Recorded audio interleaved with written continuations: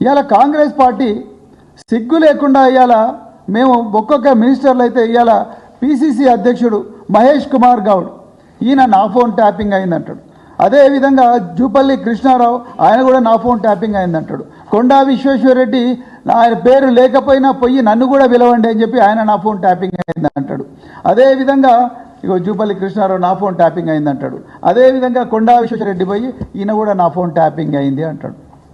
అంటే ఇదేదో ఈ ఫోన్ ట్యాపింగ్ వ్యవహారము ఒక మనసు మమత సీరియల్ లాగా, లేకపోతే డాక్టర్ బాబు సీరియల్ లాగా, లేకపోతే చిన్నారి పెళ్లి కూతురు సీరియల్ లాగానో, లేకపోతే ఎంతెంత దూరం లాగానో, లేకపోతే హిందీలో ఒక పెద్ద సీరియల్ ఉన్నది స్టార్ టీవీలో వస్తుంది కభీ సాస్ భీ బహూతీ అని చెప్పేసి, ఆ విధమైన సీరియల్ లాగా రోజు ఒక సీరియల్ లాగా పెట్టి ప్రజల ముందరికి తీసుకొస్తున్నారు.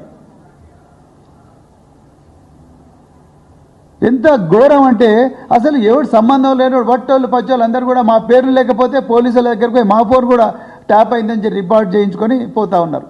నేను ఇవాళ మళ్ళీ చెప్తున్నా పోలీస్ అధికారులకు, ఇవాళ సిట్ నడుపుతున్నది మహేష్ కుమార్ గౌడ లేకపోతే హైదరాబాద్ పోలీస్ కమిషనరా?